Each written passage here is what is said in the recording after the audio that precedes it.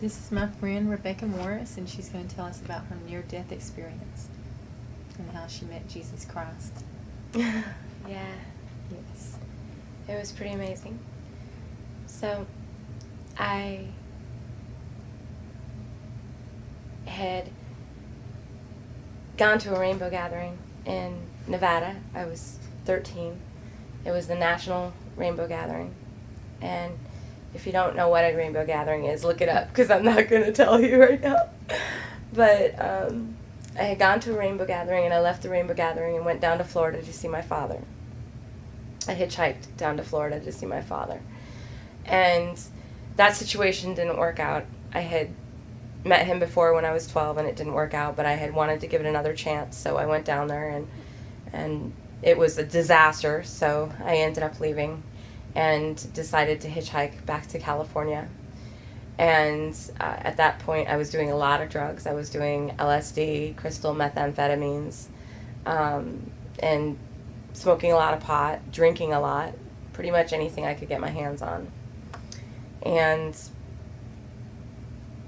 I was hitchhiking, and I was in Alabama somewhere, and a trucker picked me up, and I proceeded to do drugs with him. He was doing a lot of drugs so that he could stay awake. They stay awake for longer, and they make better time, and they get paid more the better time they make, and things of that nature. And he picked me up, and I started getting high with him. I was doing cocaine, and I was doing a lot of pills. I didn't know what the pills were, and he had some bags of pills in between the driver's seat and the passenger seat. And I would pop some pills. 10 minutes later, I would pop some more pills, and I would continually pop pills until I was so high out of my mind that I couldn't even see straight, pretty much. And we made a few stops, and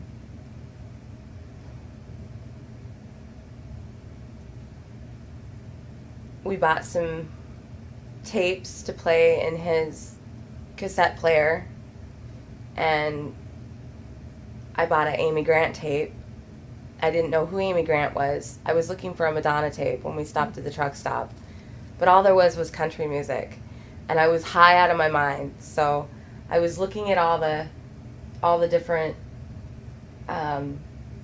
names on there, and I didn't recognize any of the names. And you have to remember, I was 13. It was 1987 or whatever. Yeah. And I didn't know who Amy Grant was, but I saw this black tape, and it said Amy Grant, The Collection, and then underneath it said Music That Shines. And when I saw Music That Shines, I thought, wow, that sounds pretty cool, because I was really high out of my brain or whatever, and it was the only thing that appealed to me at that time. Like I said, I had no idea who this woman was or what she was about or anything like that, but he said I could get whatever I wanted, so I grabbed some sunglasses and an Amy Grant tape and went up to the cash register, and he bought the stuff for me, and that was that. So we got back up in his truck, and I'm sorry, I feel really afraid when I say this part, because I didn't know at that time what a dangerous situation I was in, so when I think back, it causes me to be very afraid. And got back up in the truck, and he was so high out of his brain that he was like making weird movements with his hands, and kind of, he would take a snort out of the vial hanging around his neck, sometimes give me a snort, and he was just really not talking to me, but just getting me really high and really kind of psychotic. And I put the tape in, and it began to play, and I can't really remember, and it's been so long since I've even listened to her music, I can't remember what the first song was. But after the first song, it didn't seem to be really Christian, but pretty soon you kind of got an idea that it was, and that's when I began to feel really weak. I remember we got back on the freeway, and I began to feel very weak. I began to get very panicky and very sweaty, and I had been up probably for like a day and a half already, and we we're going down the freeway, I decided that I wanted to go lay down in the back of the sleeper. And so I crawled back there and I laid down on the bed in the back of the sleeper. And I put a pillow over my stomach and I curled up into a fetal position. And I felt something inside of me snap. It just snapped. And I can't say that I went to sleep because I didn't really go to sleep. But it was like I kind of left. And all of a sudden I was in a really, really dark place. It was so dark. I was aware, and it was so dark. I opened my eyes really wide and looked around me to see if I could see any light at all, and there was no light anywhere. And I looked all around me. I couldn't see even a shred of light, and I was so frightened. And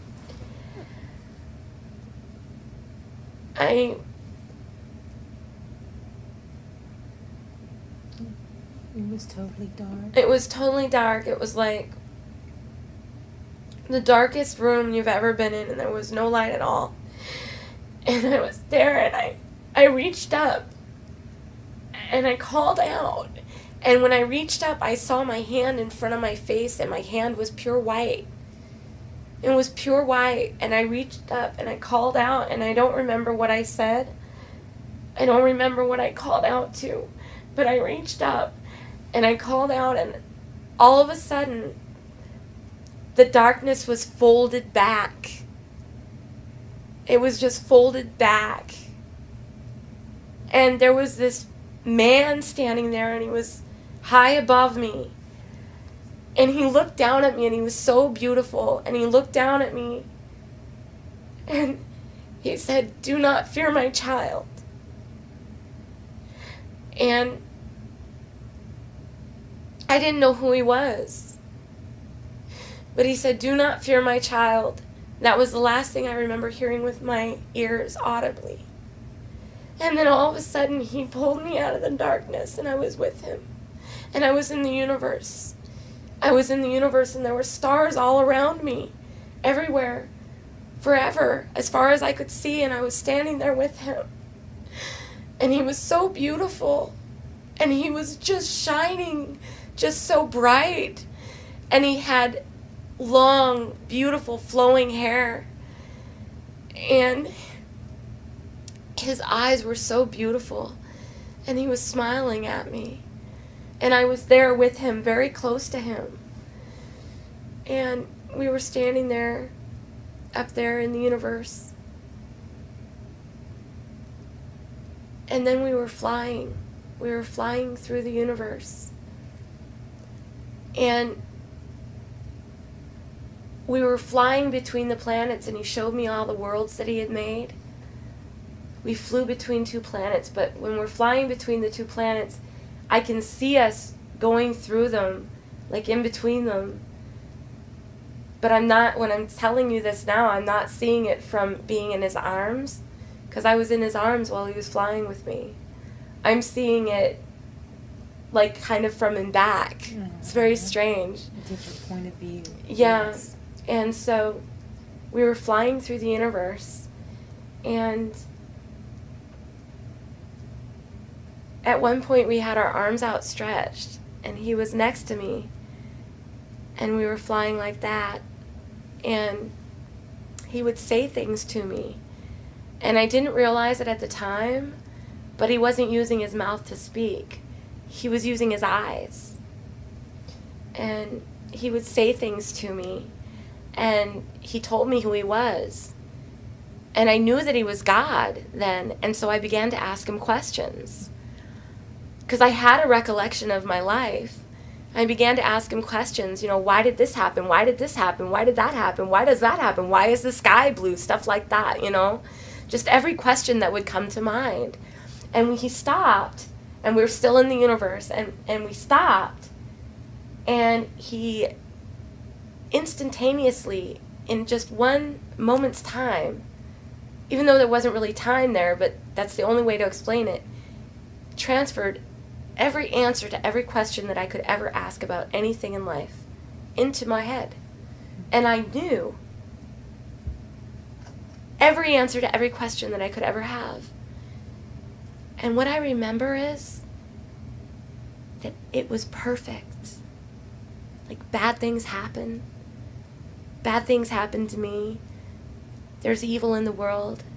Bad things happen to other people. There's starving, there's death, like all of these things. And I speak now as a man that I am now, not as I was then. Mm-hmm. The understanding I'm telling you now is what has come to me from this revelation.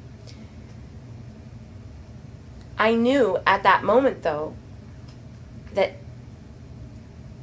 everything had a purpose and a reason, and that it was all going to come together for the good. I knew that. And I was like, oh, okay, at that moment. Now I say what I say. There's evil in the world. Bad things happen. Tragedies, sin, death. And it all came in because of the first disobedience. But it all comes together for the good. There was a purpose and a reason for every single thing that happened under the sun, and I knew that instinctively as soon as he transferred the answers to me. And it took no effort whatsoever on his part. It was just, there you go. And I was satisfied, except for there was one thing I didn't understand. He had said something about himself that I wasn't able to receive, that I could not understand. And I inquired of this thing to him, and I didn't understand. And perhaps he could have made me understand, but he chose not to make me understand through transferring the answer to me. Instead, we continued to fly through the universe for a little while. And then we were suspended above these colors down below, and there was a timeline. And I knew that it was the earth, and there was a beginning and an end to it. And there were beautiful colors in it. In the beginning were like greens and browns and earth tones, and in the middle was just red and fire. And then in the end of it went into purples and pinks and stuff like that. And I was suspended above it at that point with him. And the next thing I knew, I was standing on the earth in a doorway. Now, how I got from the point of being above the timeline into the timeline, I am not positive. But it was like lightning fast, even faster than lightning. And I was all of a sudden standing in a doorway on the earth, and there was a dirt road in front of me, and the sky was red. And there were people everywhere. And now I know that it was, I had been shot back 2,000 years in the timeline. I was standing on the earth while Jesus Christ walked the earth, and I know that now. But at the time, I didn't know that. All of a sudden, I'm standing in a doorway in front of it. There's a dirt road in front of me, and there are people everywhere.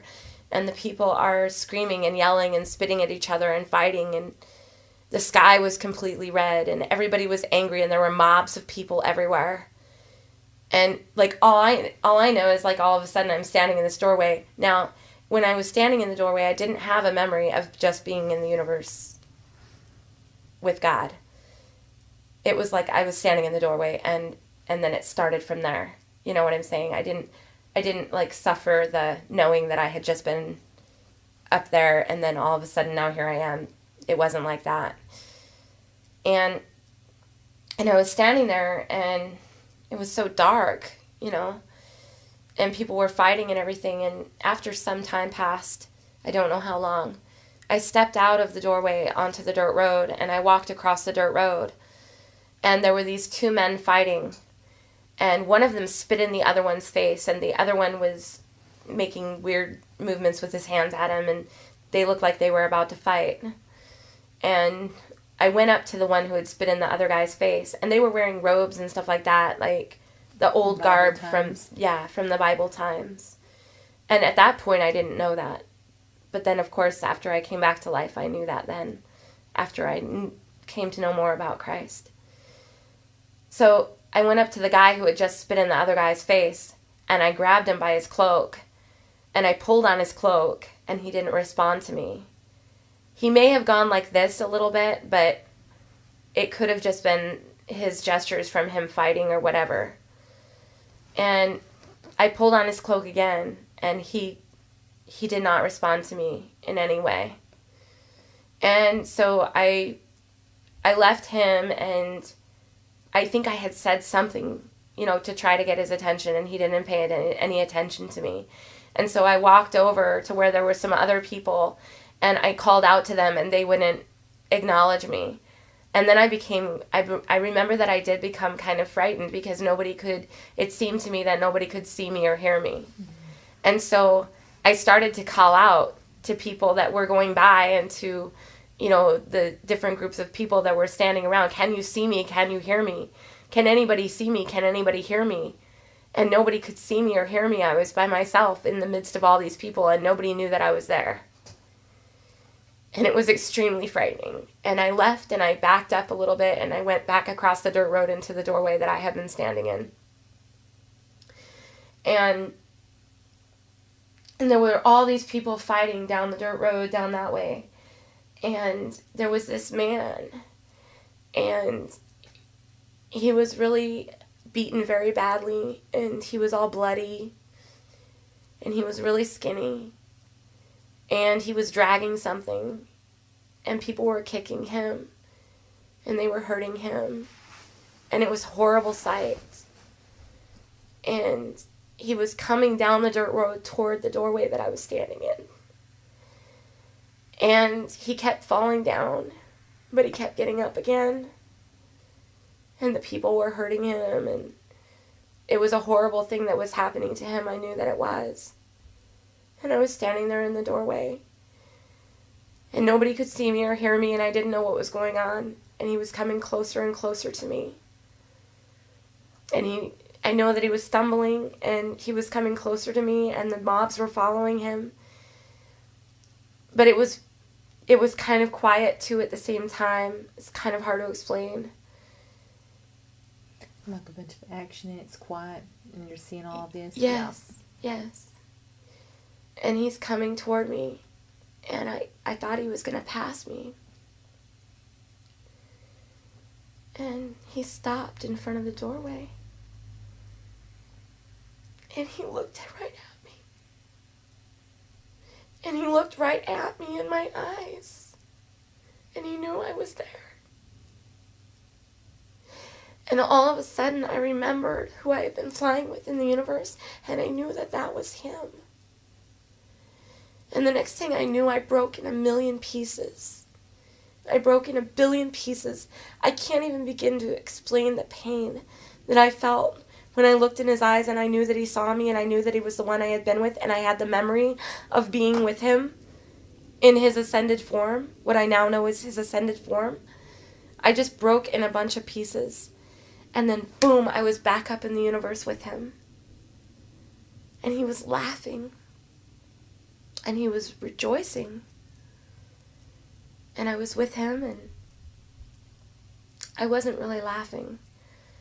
I didn't really understand, and I had a memory of it, and it's kind of hard not to be rejoicing when he's rejoicing, and so I kind of came out of it a little bit, and gradually it got a little bit better, and then the next thing I know, we were flying again through the universe, and we were winding, kind of going down winding roads, and we were winding and twisting and bending down these roads, and we were together, almost like a path that winds and twists and turns. And then we were, after that period of time, and I don't really know what that was about, but after that period of time, we were standing there together face to face, and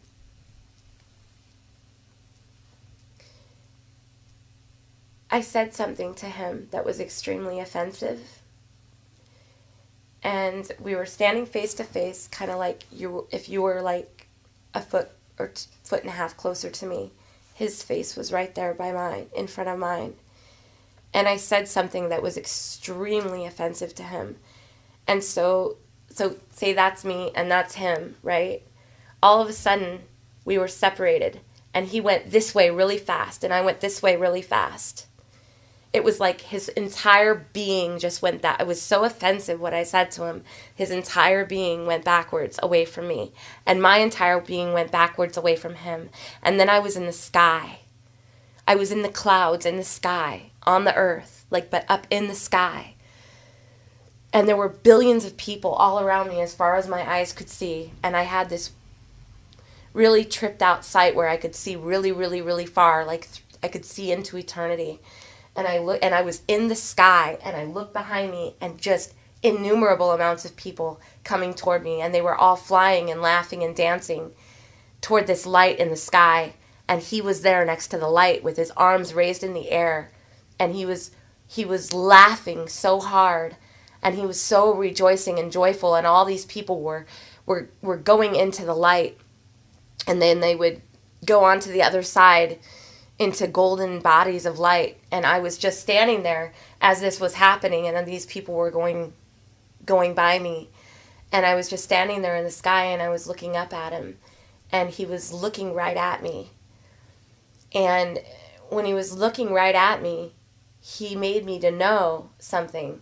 And I looked around me, and I looked at all the people as far as my eyes could see, and I knew he had me know that as he was looking me right in my eyes, that he was looking them right in their eyes too at the same time, all of them.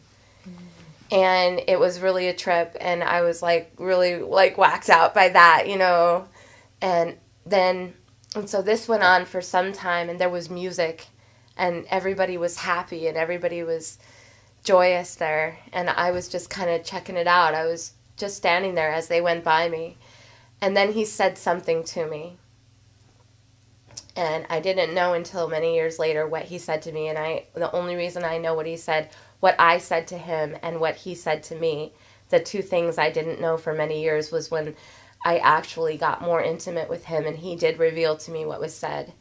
And through confirmation and things like that, I know what was said, and I will tell you after I'm almost done now with the near-death experience. So I was standing there, and it was just the most beautiful thing you've ever seen. And then he said something to me, and then just with a rush that I can't even describe, I went backwards through all of the people. I went backwards, and then I came to in my body. I became aware of my body. And I had to peel my eyes open because they had sealed themselves shut. And I left the sleeper part of the truck, and I went up to the front, and I saw my face, and for some reason he had a visor all the way along the inside of his truck, but there was no back window to be able to see out, so I don't know why he had that there, but I looked up in it, and my face was pure white, and my lips were blue. Mm-hmm. And at this point, I had been out for quite some time, and I tried to get his attention, and it seemed to me that he had forgotten I was in the truck. And so I touched him, and he really freaked out. He didn't realize I was still in the truck. And I kept on asking him, you need to pull over, you need to let me out. But it was like I couldn't speak English. It was like the words I was saying weren't English. It was like I was speaking another language. And I just kept telling him, you have to let me out. You have to pull over and let me out. I was so afraid. And he pulled over, and I opened the door of the truck. He pulled over under an on-ramp, and I opened the door of the truck, and I jumped out, and he threw all my stuff out onto the side of the freeway, and I ran up underneath the on-ramp, the overpass by the on-ramp. And I ran up underneath there, and I just cried. I just cried. I didn't know what had just happened to me. You know? What had just happened to me. And what was I supposed to do with something like that? You know what I mean? Yeah.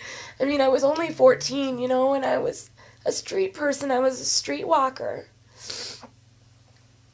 So I don't really remember a lot over the next 6 months. I know I made it back to Hollywood, and I know that I kept doing drugs. But quite a few things, quite a few miracles happened to me after that. And I'm not going to go into the rest of my testimony right now, because I really feel like what ended up happening after that was I tried to tell everybody what had happened to me, and nobody would listen to me. People didn't believe me. They thought I was crazy. And so after a few years, I quit talking about it. And now over the past 15 years, I've only talked about it maybe 3 times. And Julie the other day was probably the first time in a very, very long time that I've spoken about it. And now this experience of talking about it is much different than the experience the other night. The other night I didn't feel all the fear, the memory of the fear and stuff like that. Yeah. It was like when I was talking to Julie about it, I was really on fire. I didn't feel vulnerable. I didn't feel all the feelings that I felt then, and for some reason now I am, and so I feel like it's really taken a little bit more out of me than it did the other night. So I think that I'm going to be done soon, but I did want to tell you what was said between the Lord and I when I was with him, when I died. After he had shown me him being led to the crucifixion, and I had been back up in the universe with him after the winding paths and things like that, I had said to him, "You would die for them?" And I guess in the way that I said it, and after what he had shown me, and after everything he had explained to me, was very offensive to him. And for a very long time, I wondered to myself about that. I wondered to myself if I could ever be forgiven. And then he revealed to me what it was he said to me before I went back into my body. And what he had said to me was, "I forgive you." Before I went backwards and came back into my body. And that was revealed to me over time, over years. I prayed about that. And finally, when I surrendered a little bit in my life, and I did begin to really seek him in ways of overcoming my addiction, then I was able to get more of an intimacy with him, and it was very painful, but I was finally able to hear him a little bit and submit a little bit in obedience. It wasn't much, not what normal Christian would call obedience, but the littlest act of obedience, like not jaywalking. Even though that's like all I ever do is jaywalk. Like the one time he said, "Don't jaywalk," and I heard him clearly and I didn't do it, that little act of obedience opened up so many more doors for me. And then when I wanted to smoke a cigarette and he said, "I want you to wait 5 minutes." And then I waited 5 minutes. He didn't say don't smoke, but I heard him clearly say wait 5 minutes. And I did that. Then that opened up more doors. So it's just the littlest act of obedience made it possible for me to have more intimacy with him. And every single time that I was a little bit more obedient, even if it was the littlest thing to someone else, it was a big thing for me and God. And so his voice got louder and it got louder. And pretty soon it was a louder thought, not just a still small voice, but it was a louder thought, and it was an intuition. And I fell more and more in love with him. And pretty soon, even though I thought he was rejecting me for a very long time after that, I was compelled to continue to seek him. And so, and how have you sought him now since then? How did you start seeking him? Well, you didn't know about Jesus or the Bible really when all that happened. No, you didn't even know who he was. No, I had when I was like 5 years old, I had gone into a Sunday school class. And they said the little prayer where you say, "Dear Jesus, please forgive me of my sins and come into my heart." Mm-hmm. I had said that prayer when I was about 5 years old. But by the time I was 11 years old, I was a child prostitute. Mm-hmm. So I had already been corrupted in that way so much that little experience when I was 5 years old, perhaps it was enough to turn my entire soul white. I don't really know. Maybe I guess later on I came to find people telling me that if you're a child below a certain age, that you're under a period of like, you're not accountable, or you're under a certain kind of grace. And so perhaps I wasn't at that point yet where I was being held accountable for my own choices. I don't know what the cutoff point is, though. And because I had been so abused and I had already become an alcoholic and a drug addict way before I was 14, I might have not been as grown up emotionally, and God may have known that, so he was able to show me some stuff. I'm not sure. But so. And how did you start learning after that happened? When did you start getting to read or find out who Jesus was? Or, I mean, how did it start coming to you? Well, I made my way back to Hollywood. Like I said, the next 6 months is really difficult for me to remember. I know that I saw him in Scientology. I went to the Scientologist because they looked like they were religious or whatever, and I went in there, and that didn't work out. You know, it wasn't who I was looking for. I didn't find him there. And I went back to Hollywood, and I was working on Sunset Boulevard. I was selling my body. Mm-hmm. And one night I was walking up Hollywood Boulevard, and I was at Hollywood and Highland, and it was by the McDonald's there. And there was a pantomime group standing out in front of the McDonald's. And the guy was all made up in white makeup, and he had this, like, you know, pantomime, and I had never seen pantomime in person, I don't think, at that point. I was pretty intrigued. So I stopped, and I was watching him do his pantomime there in front of the McDonald's, and there was music playing, and the music turned out to be about Jesus. And I was very, very intrigued by it. And I was actually on my way to go continue doing what I do, and at that point it's sin, right? Mm-hmm. But I stopped, and there was an entire team of pantomime people. And I went up to the one lady and I asked her, "What are you guys doing, you know?" And I was like, and they were telling me about Jesus and stuff like that, and about the Lord and everything, and I knew what they were talking about. It was weird. I was like, I knew what they were saying to me. Wow. And I was just like, wow, that's awesome, you know? And I told them about my life, and I told them that I had met Jesus recently. Remember I told you that I started to talk about it a lot after it happened. So this lady was pretty intrigued with what I had to say, and she invited me back to her hotel room for a place to stay and a shower and a good meal for the night and stuff. And so I agreed to go with her and her team of pantomime people from Minnesota. They were from Richfield, Minnesota. And so I agreed to go with them to their hotel. So they took me back to their hotel room.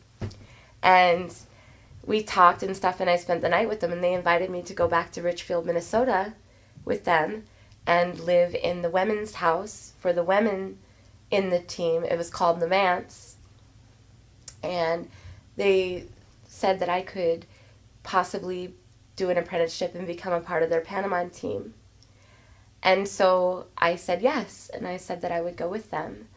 And I flew to Minneapolis with them, and I went to the Manse, and I began to practice pantomime and stuff like that, and I got a job as a waitress in Richfield at an Embers restaurant on Penn Avenue.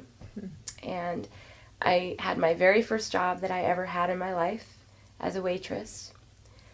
And unfortunately, it's not as easy to get away from the devil as that. So the cook invited me out in back of the restaurant to take some swigs off of his bottle.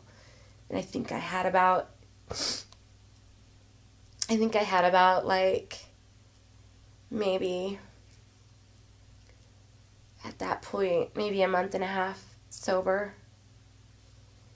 And I had a little job, and the Lord was trying to deliver me. And I went out in the back of the restaurant, and I ended up drinking with him. He was probably like 35 or something like that. And I ended up drinking with him, and I got really drunk, and I started drinking again. I lost my job, and I'm a blackout drinker, so I ended up losing my opportunity there at the Man's, and I got kicked out of the ministry for drinking. And But you were telling me more times how you started learning of Jesus. You ran into these pantomimes, these mimists, and you knew what they were talking about. yeah, it was actually a little while after my experience, so What were some other times that you remember how all of a sudden you started learning of Jesus or knowing him? I mean, you got to fly around with him. well, that's when I And started. saw his crucifixion. I really and- started reading the Bible around that time, and I also, after that experience, I did end up going into AA. And while I was in AA, I started reading my Bible, and I had a really bad mouth. I had a swear mouth. Every other word was F this and F that, and so when I started reading my Bible, that started going away. Wow. I had only gone to the first week of 7th grade. Uh-huh. As a child, I had dropped out right after 6th grade Mm-hmm. because I couldn't really go to school past that. And so I started reading my Bible, and all of a sudden the F words slowly started to go away, and I started to have understanding. I understood what more words meant and how to use them and how to actually have a conversation without swearing. Yeah. You started getting understanding. I started getting understanding, yeah. Wow. And I learned a lot about the Bible. I learned a lot about God up here. Mm-hmm. And over the years, I learned about the fall of man, which I never knew about. I didn't really understand. Like, after my experience, I didn't understand why Jesus died on the cross for my sins. You just saw it and didn't. I really just know saw why. it, and I was like, okay, that happened, you know. But later on in life, in my 20s and stuff, it wasn't enough for me because I fell so in love with him over time. Like, every time I would go to jail, I would read my Bible because I went to jail a lot. Because of the addiction and the blackout. Yeah. Because of the addictions, and then I would drive. Mm-hmm. And I would drive, and I would get pulled over for driving without a license. I would get pulled over for swerving or for bad tabs on my car, and then I didn't have a driver license, and so they would take me to jail for no driver license and no insurance, and I'd have to do time, and then I'd get out and I'd have another court date or probation, and I wouldn't go, so I'd get a warrant, so I'd go back. And that happened for many years in my life over just plain old simple traffic tickets. Mm-hmm. And one time for 1/10 of a gram of marijuana. But I started reading my Bible, and it occurred to me in my early 20s that I didn't know why Jesus had died.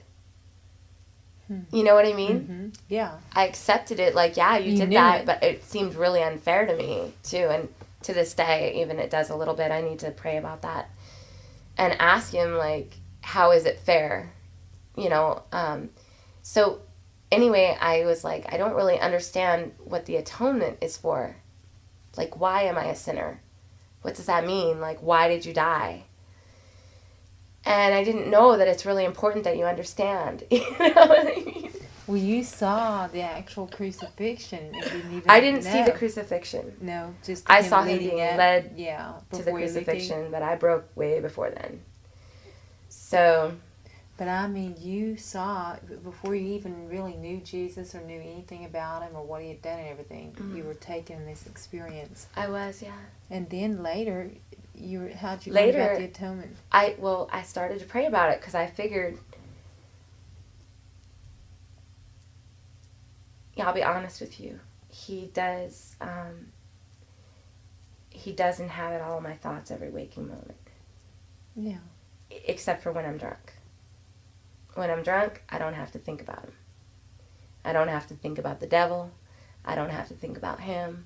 I don't have to think about you, and I don't even have to think about me. Yeah. You know what I mean? Yeah. And my first blackout was when I was 7 years old.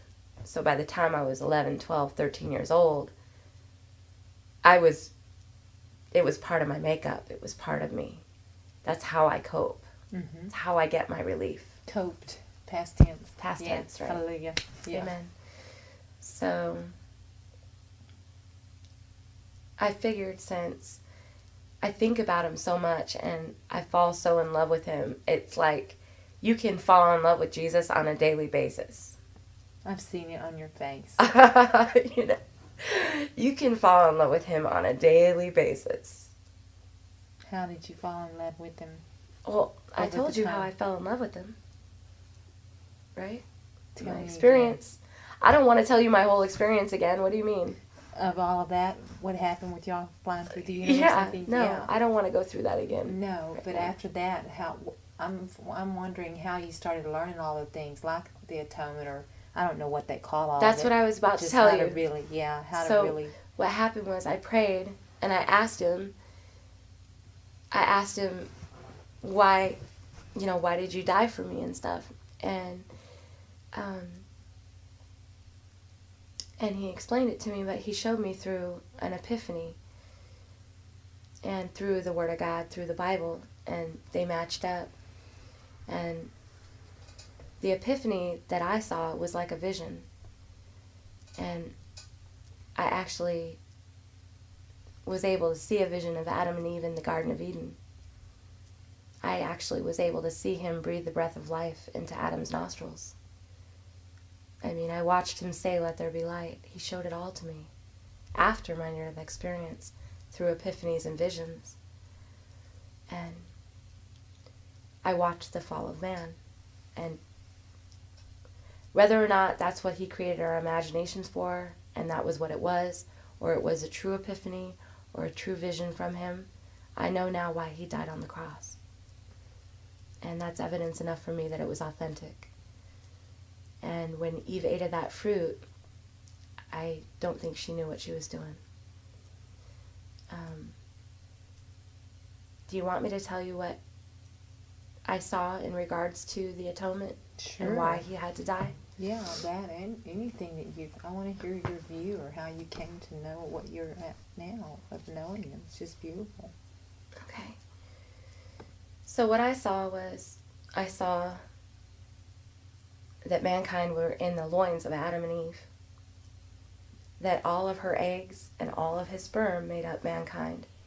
Like, to the very last baby that was going to be born. Wow.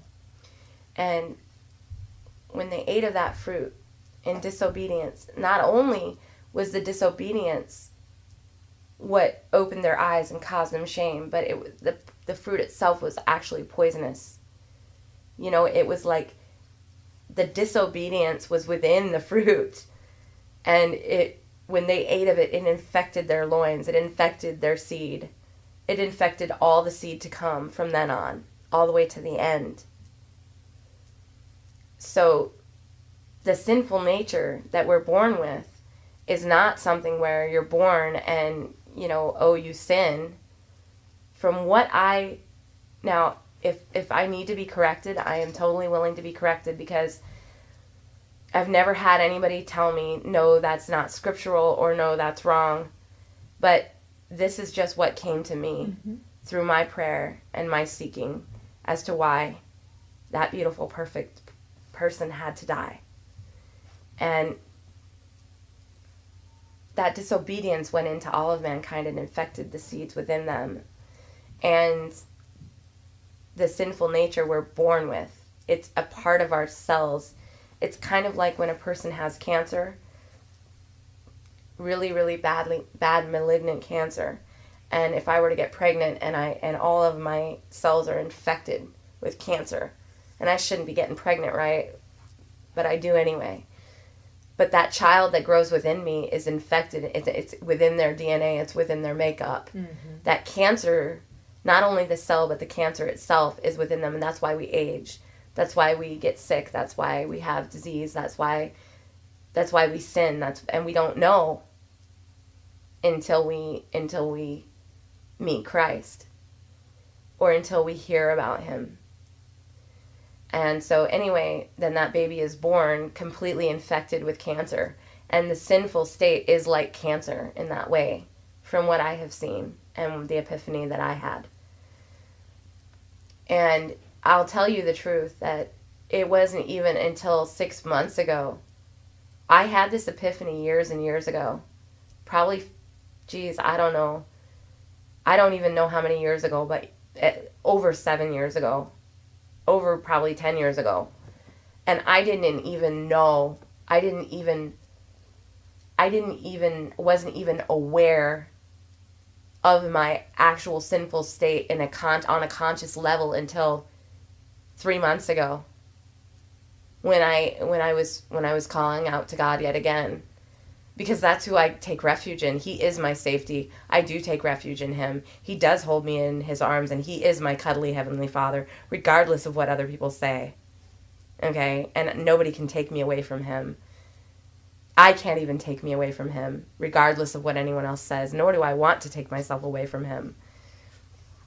So, my point was that I wasn't even aware until a couple of months ago, my sinful nature, and really, really aware of it, like, okay, God, I'm coming to you as a sinner.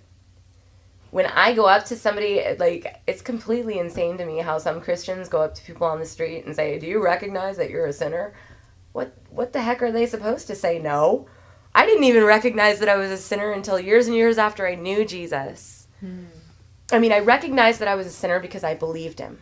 You know what I mean? Yes, Lord, I believe you. I am a sinner. And I can see in my head, and I can see that you are good, God. I know that you are good, God. I believe you that you are good. And I receive the fact that I am a sinner. I know that I am a sinner because you are good. And compared to you, I am evil. And I want you to come into my heart. I want you to come into my life. And I want you to save me from my sins. And I had said that so many hundreds and hundreds of times after I met Jesus when I died. But I wasn't even fully aware of my sinful nature until a couple of months ago. Salvation is a process. You know, for some people it really is. And there are some people that would fully disagree with me. I'm not here to agree or disagree with anybody who wants to have a controversy. I'm only saying what my testimony is. This is my testimony. And so, because God is so good, when we're born with our sinful nature, God is so holy and so good. This is what came to me, that God is so holy and so good that anything that comes against him is so bad and wicked and evil. Like, it's not like I'm saying, oh, you are a wicked and bad and evil person because you sinned against God. No, God is so holy and so good that anything that I do, even inadvertently, even not knowing, not meaning to, even as a baby when I manipulate my mother, you know, and of course then I'm under that grace we were talking about earlier. Right. But what I am saying is that when I sin against a good and holy God, there is no unrighteousness in him. He is completely blameless. When I sin against him inadvertently or on purpose or whatever the case may be, the only thing that can satisfy the justice of God, the characteristic that he has, the justice of God, is bloodshed. Only bloodshed, because justice has to be satisfied. So the bloodshed sacrifice is what came into play after they were driven out of the garden, which, by the way, happened because when man fell in the loins of Adam and Eve, from what I saw, man fell in the loins of Adam and Eve, and instead of wiping them out and starting over again, which God could have easily done, we've seen that he can wipe people out with the flood. We know that he can do it. He fell so in love with mankind in his fallen state that he wouldn't do that. He already fell in love with us when we were enemies after they fell. So in order for them not to eat of the tree of life and live forever in a fallen state, he had to drive them out of the garden until the redemption plan came, which was Christ on the cross. He himself became a part of his own creation and died for mankind, the very mankind that became his enemies in that split second when Eve ate of that fruit and Adam ate with her. It is the most tragic, most beautiful, most true story I've ever seen in my life. And the churches in America can take that to the bank So after my near-death experience, I went to so many churches only to be rejected again and again and again. When I found Fellowship of the Martyrs, I was done. I had said to myself, I'm done seeking Christ. I'm done. I can't do it anymore. My heart, how can my heart break one more time? You know what I mean? Everywhere I went, my heart was broken. I was rejected. I went in search of the body of Christ. I went in search of the Spirit of God. I went in search of someone to take me in and to bind me up and heal me and to be the hands and the arms of Christ. And everywhere I went, I was turned away again and again and again as a child seeking Christ in church all throughout my life. When I found Fellowship of the Martyrs, I was done. I had rented a room in Seattle, Washington 1.5 years ago, and I was living with a person that, you know, calls God the good Lord, and that's all there is to it. Like, he doesn't talk about Jesus, he swears all the time, he punches holes in the doors. And I was renting a room from this guy, and I said, I'm done. You know, I really thought I was being, like, rejected by Christ at that point.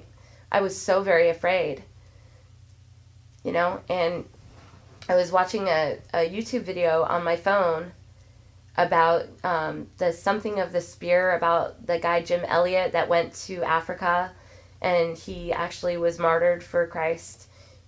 He was something, the spear. I can't remember. Yeah, I've heard of it.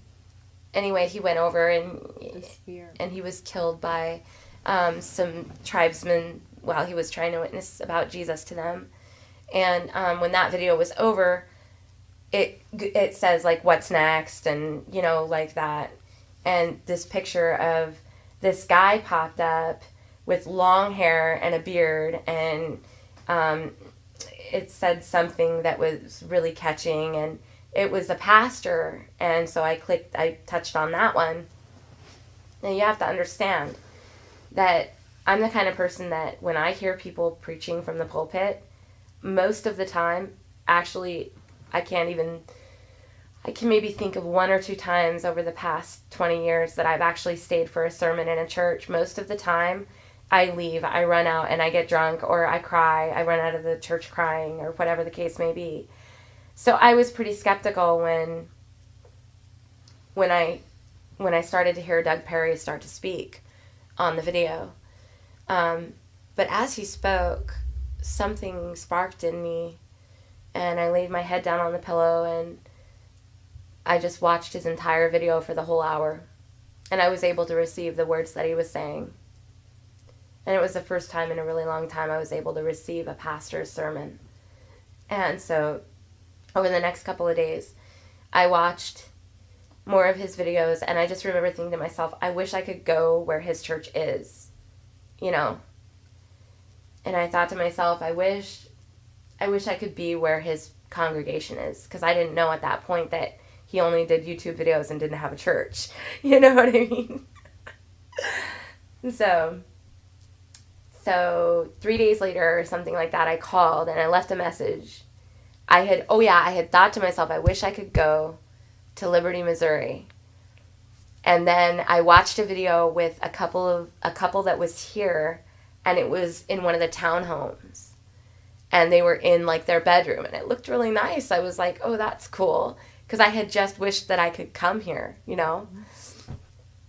And it kind of re-sparked my desire to seek Christ, because at that point I was so done, you know what I mean? So I called and I left a message for Doug, and I kept trying to, like, tell myself, oh, he probably won't call me back. He's really busy. He's got, like, 1,000 videos or whatever. Probably won't call me back. It doesn't matter. God doesn't love me anyway. He's been rejecting me all these years through the church. You know, why? But see, the thing about it is, like, all those years, he was comforting me. He was carrying me when I had guns held to my head, when I got hit by cars and I was, you know, kidnapped and, you know, abducted and whatever we won't go into. But you know what I mean? Like, all this time, God had been taking care of me without the church.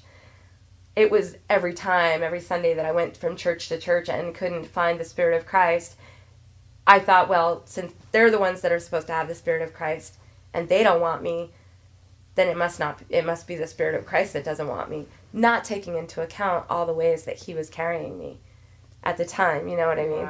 Right. Right. So, like, a couple of days later, it was like 3 days after I called and left a message. Because he gets like, I didn't find this out until later, but he gets like 100 messages on his phone or whatever. Yeah. He called me back like 3 days later, and I told him, I was like, I think that God is done with me. You know, I really think he's going to wash his hands of me. You know, he did deliver me from drugs 10 years ago and stuff. But I think that I was so afraid of hell, maybe that's why I quit doing drugs. Maybe it wasn't really a deliverance. Because I wasn't in a church and I didn't know any other Christians, you know what I mean? I had just been praying with a crack pipe in my hand for 10 years, you know? It had to be a deliverance, because when Yeah. the hooks are so deep like that, or like you said, when it's in your DNA, or when it's Right, in right, there, right. yeah. So I had been, like, you know, I was to the point where I couldn't stop doing crystal meth. I was shooting heroin every now and then, and I couldn't stop smoking crack. And it was like, but yet I had this, like, overwhelming love for God inside of my heart, but I wasn't able to, it was like I was being forced, like I was a puppet, and I was being forced to do these drugs. Yeah. And so I was just, like, on my knees with a crack pipe in my hand, begging God before I would take a hit, you've got to take this away from me, you've got to take this away from me, I don't know what to do, I can't stop. And 10 years of prayer, it took 10 years of praying like that on my knees and crying out to God from my heart. And then just overnight, he just delivered me from it. And, I mean, praise God, you know. Yes, praise God. I've had my struggles since then with the alcohol, but I do praise God for that. And so anyway, Doug called me back. He called me back 3 days later, and then he cried with me for like 3 hours on the phone and told me I was welcome to come here. And that's kind of the beginning of my testimony about coming to Fellowship of the Martyrs. But I feel like you guys are probably getting kind of tired, so do you want us to wrap it up? Because that's okay, we can... No, until the camera gives up. Are you getting tired, Brooke? Oh, no, I'm fine. I was like sitting there paying attention. Oh, okay. You guys just look kind of tired. No, we're just kind of in all that your stories. Oh, okay. It's been a blessing, hasn't it? Mm-hmm. Yeah. Thank you for sharing. I mean, it's some amazing testimony. Thank you. You've been victorious. God has already, you've done great, Thank considering you. a lot of things. Mm-hmm. Your love for Christ. You love Defeated him. death so many times through the Lord. Yeah. Wow.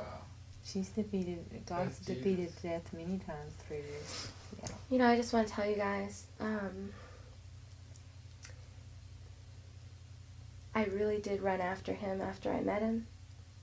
I really did look for him. Sometimes I even looked to man. I would see men on the street and wonder, is that him, you know? Is he coming? Where is he? Before I knew that how he was going to, in the Bible where it says that that's how he's coming back. Come back. Even though I had seen what I had seen, I didn't know, like, that's the only way he was coming. Yeah. You know what I mean? Yeah, you didn't know yet. So there were times where I actually looked for him on the earth. If a guy looked like him, I'd be like, is that him, you know? I would look all over the internet for him when I started to get really understanding of the internet. Until I really realized that, oh, that's not how he's going to appear, you know? And it took some time for me to realize that as well. But I do want to say to you guys that out of all the places that I've been, after I read the scripture, Matthew 25, come ye who are, come, my children, into the everlasting kingdom prepared for you. For when I was hungry, you fed me. When I was naked, you clothed me. When I was homeless, you sheltered me. When I was sick and in prison, you visited me. When I was a stranger, you took me in. That scripture right there is when we stand before Christ, right? Mm-hmm. And so what is he going to say to us? Are we going to be in the ones that he was able to say that to us? And I just have had the feeling that Fellowship of the Martyrs is the closest thing to the kingdom on earth that that Matthew 25 speaks about. It's the closest thing that I've found so far where they believe that Jesus is the creator. I've been to many different Christian ministries. I've been to the 12 Tribes of Israel, which was a beautiful, beautiful commune, and they believe in the Bible, but they don't believe that Jesus is the creator, and they believe the name Jesus Christ is like the Antichrist of the church, and you have to call him Yahshua Yeah. and Master Yahshua, which I don't disrespect that or anything, but they don't believe that he pre-existed or that he is the creator, which the Bible clearly states. And from what I saw, it's hard for me to dispute what I've seen and what I've experienced. Yes. So I got baptized into that commune, and when they had me renounce the name of Jesus, I left. Good. So, but I really liked that one because they lived in a little mansion in Vista, California, and they had goats and they had gardens and they had, they made all their own clothes, and it was so immaculate, and their practices were so beautiful, and the music that they would play, and dancing in the great hall with the hardwood floors and the big giant stone fireplace while we would, dance in a circle to songs that had the name Yahweh in them, which you don't get in Christian churches mostly. Messianic Jews, yeah. It was so beautiful, such a beautiful experience. I wish it had been different, but so that was a beautiful experience, and they wanted me to stay there for the rest of my life. They loved me, but I couldn't stay. You know what Jesus said, right? I mean, about my sheep hear my voice, and I know them by name, right? Mm-hmm. It didn't come to me until way later when I didn't stay in so many places, and I was like, hey, I liked it there, Lord. Why did I have to leave there, That seemed really cool over there, what they're doing over there. Yeah. And they profess you, But he didn't let me stay, and he didn't reveal it until way later, and then he only gave me a little tidbit, and that was the scripture that says, well, you go where I go, and where I am, there you are, which is fine with me as long as he's there.